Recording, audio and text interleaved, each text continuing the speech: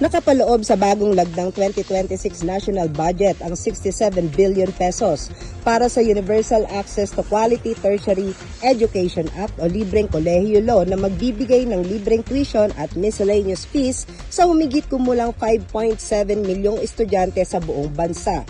Ayon kay Senator Bam Aquino, pangunahing may akda ng batas, ito ay malaking tulong sa mga pamilyang Pilipino sa gitna ng tumataas na gasto sa edukasyon at pamumuhay. Natutuwa tayo na walang binawas dun sa budget ng edukasyon. Ito nga yung pinakamataas na budget ng edukasyon sa kasaysayan natin. Kailangan nilang gawin yung tama, siguraduhin na walang korupsyon na sumingit dito sa napakalaking perang binigay natin sa edukasyon.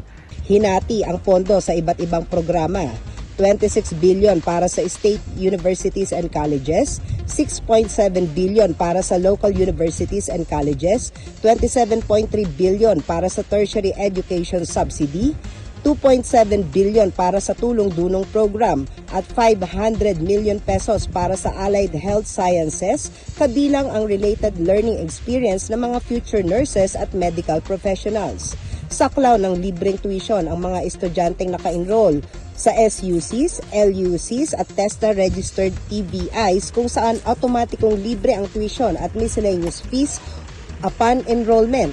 Samantala, ang mga estudyante sa private HEIs ay maaaring mag-apply sa TES sa pamamagitan ng registrar o Unifast portal na may tulong na 15,000 hanggang 27,000 pesos kada taon, lalo na para sa mga mula sa listahan 2.0 at 4-piece families. Babantayan ng Committee on Basic Education yung tamang paggamit ng pera. Walang ghost project, walang ghost student. They're responsible to the Filipino people. They're responsible to the Filipino students. Niniwala si Aquino na ang 67 bilyong education budget ay patunay ng commitment ng bansa sa human capital development at sa pantay na oportunidad para sa lahat ng estudyanteng Pilipino.